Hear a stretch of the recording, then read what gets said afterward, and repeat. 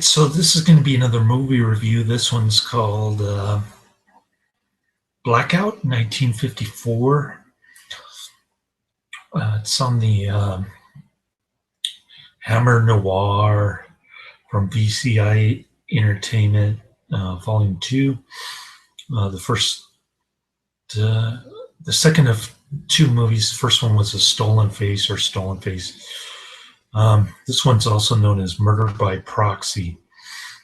In the United States, it's called Blackout, distributed by Lipper Films. It's one of those British US joint ventures, cheapo noir B movies from the early 50s, Hammer stuff. Before Terence Fisher, the director, got into gothic horror, which is how Hammer became famous, I guess. But they made a little bit of money off these B movies, doing the joint venture thing with the U.S. distributor Lippert Films. Supposedly, this was shot in some old country house somewhere. They talk about Thames River, so I guess it's about an American named or a U.S. dude named Marlowe. Gee, I wonder where they came up with that name. He even wears a bogey jacket at one point. I guess he's being accused of murder, so he has to change his costume, pretend to be Private Dick. Kind of like Bogey. He acts a lot like Bogey, and he has a lot of funny one-liners, especially the ending is classic, man. I give this 5 out of 5 stars. Basically, it starts with Marlowe. He's drunk as a fish at some bar. I guess he's kind of down and out. Can't find a job. He was lucky to escape death during World War II. So he's putzing around trying to find a job. I guess his mom lives there too, but he hasn't seen her for 8 years. And some blondie babe, looks like what's her name from La Dolce Vita, kind of chubby looking blondie British babe. I forget her name. She's she looks like she's got big shoulders and kind of Kim Novak or La Dolce Vita kind of blondie there. So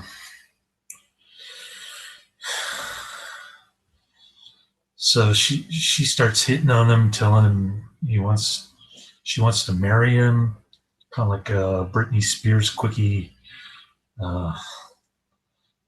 Las Vegas type wedding, I guess.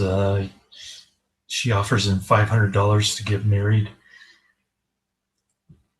on the spot. A couple things about Terence Fisher. First of all, this is one of his better noir movies. The other one being Man Bait. I didn't like Stolen Face that much, but this is definitely one of his better ones. It's probably his best one. At least that's what they say on the bonus features there.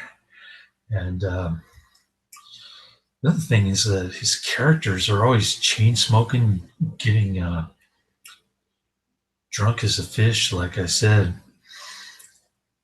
So that's the way the movie starts out. So he marries this blondie stranger at the bar for 500 pounds. And did I say $500? I meant 500 pounds. Get the U.S. London Lipper Hammer Films mixed up, but in any case, So they get the Britney Spears Las Vegas type marriage in Great Britain. Don't ask me how they pulled that off, but at the end we find out it was a legitimate marriage certificate. Meanwhile, there's kind of like a older, not so good looking blondie, uh, kind of reminded me of Marge from Vertigo, uh, who's living with, or I guess she takes in both Marlo and the kind of young and Kim Novak looking blondie. I guess she takes both of them in. She's kind of like a good Samaritan type person. Uh, and so he wakes up. He doesn't remember that he got married to this girl. He doesn't remember that her daddy got killed that same night. He happened to stumble over the poker stick. He's got blood all over his clothes. He's being framed for murder, but the Keystone cops can't even catch him, even though that he's right there in the same hotel lobby with them at one point. They're like stumbling around trying to find him.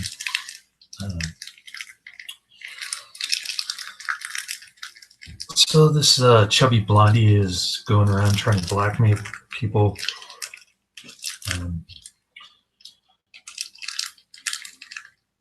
She's hanging out with some shady characters, trying to pretend like she's still engaged to this other guy who has a Marlo suspects of killing the babe's dad. So Marlo gets rid of his clothes, becomes like a bogey type private dick going around following all these shady people. It's pretty cool. I mean, there are a lot of plot twists and a lot of different characters that you suspect, but you have to keep digging deeper and deeper until the very end, and you find out who the real killer is, obviously. And that great line. It's funny too at times. Marlowe's one-liner and yeah, cool stuff. It all shot in glorious black and white, of course. So overall I enjoyed the disc. I didn't like the first movie as much as the second one. I think a lot of people on Netflix who are reviewing it said the exact same thing. But cool flick, man. Hidden gem. This is probably the best Hammer noir out there. So if you want to get the series, I think there are about 10 of them. So there must be 5 discs or something. But if you want to get the series, definitely go for disc 2 and skip over the first movie. Unless you want to see a rather mediocre Terence Fisher flick. They said on the bonus features it was more like a science fiction or a horror flick, Stolen Face, which kind of makes sense because Hitchcock obviously ripped it off to make Vertigo. He may have even ripped off Stolen Face with the Marge character taken from this flick, but in any case, yeah,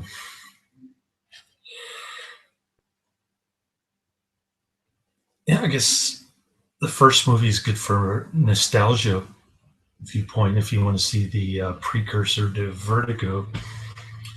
Definitely check out the second flick, though. It's definitely one of the best noir films that I've seen.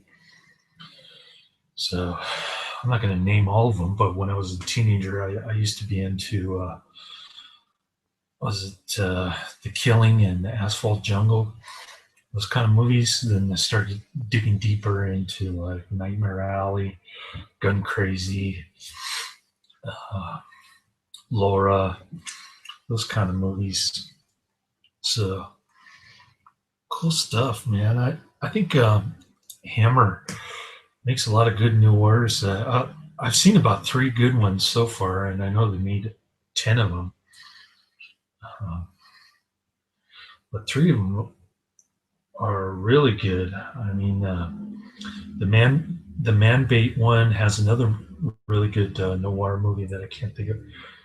I think it's called Bad Blonde or something. Yeah, so those are the top three right there: Bad Blonde, Man Bait, and this one, Blackout. I don't know which volume the Man Bait and the Bad Blonde. Can't remember, but definitely check out those three if you're a noir fan. Later's.